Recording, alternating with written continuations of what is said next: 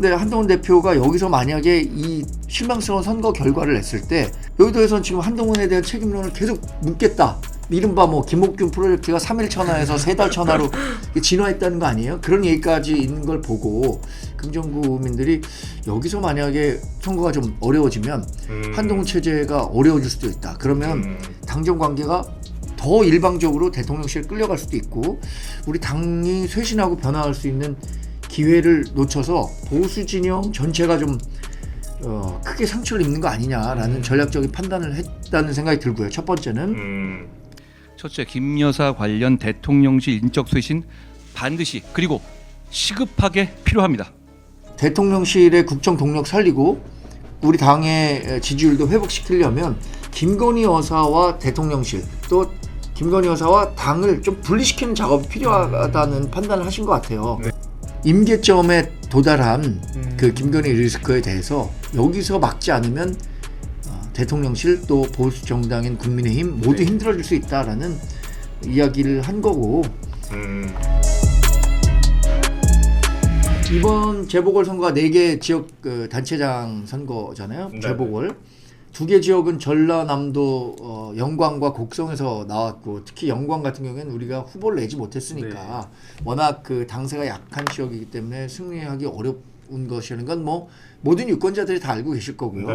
또 강화도 같은 경우에는 우리 당세가 또 굉장히 강한 지역이어서 강화도 군수 선거도 우리가 뭐 충분히 승리할 것이라고 생각한 거죠.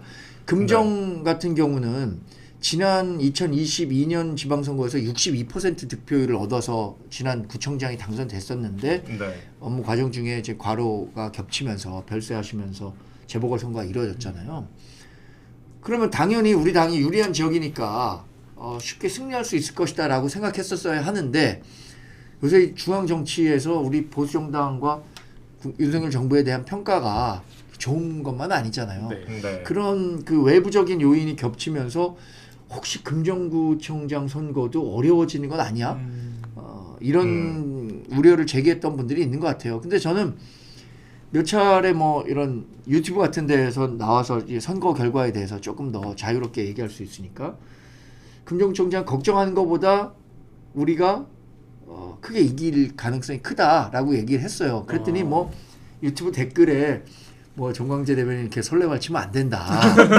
긴장해야지. 뭐 이렇게 얘기했는데 지금은 다시 무슨 댓글이 붙었냐면 정광재가 맞는 말 했네. 또 정광재는 다 알고 있었구나. 뭐 어떤 여론조사든 정확히 더 알고 있었던 거 아니야? 이렇게 얘기를 하는데 오랜 정치 문법으로 봤을 때 우리 당세가 강한 지역이고 재보궐 선거고 지방자치단체장 선거고 투표율이 50%를 넘지 못한다. 이렇게 생각했을 땐 우리 당 후보가 경쟁력을 충분히 발휘할 수 있을 것이다라고 생각한 거죠. 실제로도 그렇게 된 건데 제가 예상했던 것보다는 격차가 좀 커졌어요. 네. 예상보다 꽤 컸습니다. 꽤 컸죠. 네. 20%포인트 차이면 굉장히 큰 차이인데 여기에는 이런 부분 한 2가지가 작용했다고 보는데 하나는 한동훈 대표가 굉장히 공을 많이 들였단 말이에요. 7번 내려가죠. 6번 내려갔는데 이런 거죠. 최근에 이 당정 관계에 있어서도 이 당정 관계가 삐걱대는 원인 중을 놓고 본다면 어디에 책임이 더 크냐 이런 여론조사 있었던 거 아시죠? 한 7대3 정도로 대통령실의 책임이 크다라고 했어요. 근데 한동훈 대표가 여기서 만약에 이 실망스러운 선거 결과를 냈을 때 여의도에서는 지금 한동훈에 대한 책임론을 계속 묻겠다. 이른바 뭐 김옥균 프로젝트가 3일 천하에서 3달 천하로 진화했다는 거 아니에요? 그런 얘기까지 있는 걸 보고 금정구민들이 여기서 만약에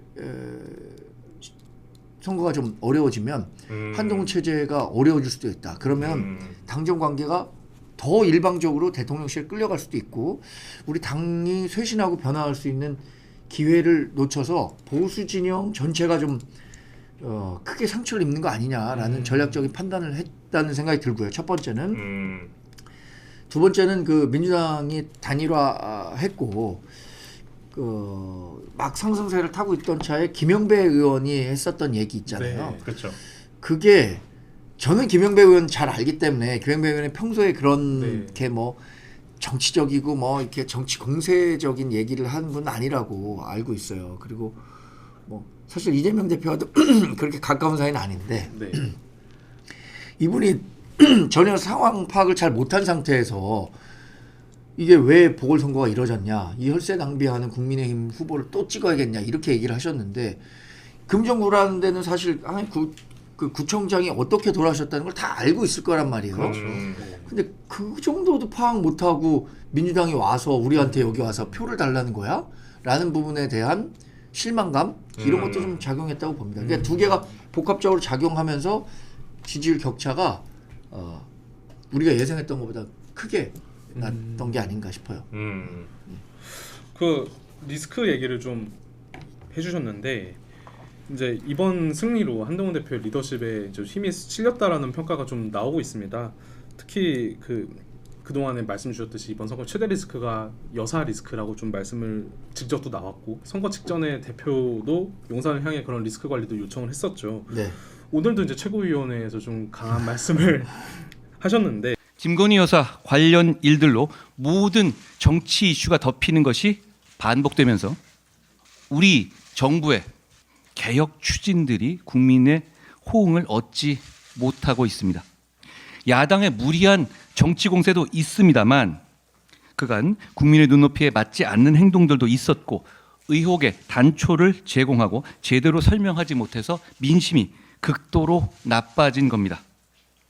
국민들의 걱정과 우려를 이번에 반드시 해소해야 합니다. 첫째, 김 여사 관련 대통령실 인적 쇄신 반드시 그리고 시급하게 필요합니다. 앞으로 좀 독대도 있을 것이고 이런 한 대표의 목소리에 좀 더 강한 워딩이 나올까 이런 예상도 나오는데 어떻게 보시나요? 이 정도면 지금 가장 강한 수준까지 올라온 거 아닌가요? 제가 오늘 여기 10시 방송이니까 네. 최고회의는 9시에 열리잖아요. 그래서 비공개 회의가 한 8시 40분쯤에 열리기 때문에 거기에서 한동훈 대표 말까지만 듣고 이제 여기 방송 출연 온 거예요. 근데 한동훈 대표께서 말씀하신 수위는 이제 고도의 정치적 정무적 판단을 마무리하고 그 마무리된 판단 위에서 얘기하셨다고 생각해요. 그러니까 이번 총선이 아니죠. 재보궐선거를 거치고 그리고 최근에 명태균, 김대남 이분들 이른바 뭐 스캔들이라고 한 거죠. 이 스캔들을 겪으면서 대통령실에 대한 국민적 신뢰가 지금 무너져 가고 있다. 근데 그 신뢰의 위기는 어디에서 시작됐느냐? 김건희 여사와 관련한 리스크에서 시작됐다. 그렇다면 대통령실의 국정 동력 살리고 우리 당의 지지율도 회복시키려면 김건희 여사와 대통령실 또 김건희 여사와 당을 좀 분리시키는 작업이 필요하다는 판단을 하신 것 같아요. 당연히 예를 들어서 침몰하는 배에 어디 구멍이 있다면 그 구멍을 빨리 막아야 되는 거 아닙니까? 그 구멍이 지금 어떻게 생각하면 비유적으로 말씀드리지만 김건희 리스크라면 그걸 빨리 봉합하는 게 전체 배를 살릴 수 있는 거 아닙니까? 저는 그런 측면에서는 이제 한동훈 대표가 임계점에 도달한 그 김건희 리스크에 대해서 여기서 막지 않으면 대통령실 또 보수 정당인 국민의힘 모두 힘들어질 수 있다라는 이야기를 한 거고 이제 대통령실이 어떻게 그러면 이런 그 요구에 대응할 것이냐 반응할 것이냐가 관건이 될 텐데 그거는 이제 다음 주로 예정된 독대에서 독대가 이루어진다는 것 자체가 사실 저는 대통령실도 일종의 변화를 위한 준비 과정 그러니까 좀 시작했다 빌드업을 시작했다 이렇게 보는 게 옳지 않은가 생각이 들어요. 여기서 만약에 대통령실이 또 독자적인 길을 가서 지금의 민심에 대해서 전혀 반응하지 않는 모습을 보인다면 저는 그러지 않기를 바라지만 그렇다면 조금 더 새로운 판이 연출될 수도 있을 것 같아요. 새로운 판이라 하시면은 새로운 판이라면은 한동훈 대표가 그러니까 지금보다도 훨씬 더 센 정도의 당 쇄신 또 대통령실 쇄신 이런 거에 나설 수 있다는 거죠. 대통령실 쇄신은 좀 말씀을 많이 하는 한동훈 대표 말을 많이 했는데 당 쇄신은 좀 어떤? 당 쇄신은 이런 거예요. 이게 오늘도 얘기했는데 보수 정당에 명태균 씨 같은 선거 브로커가 개입돼서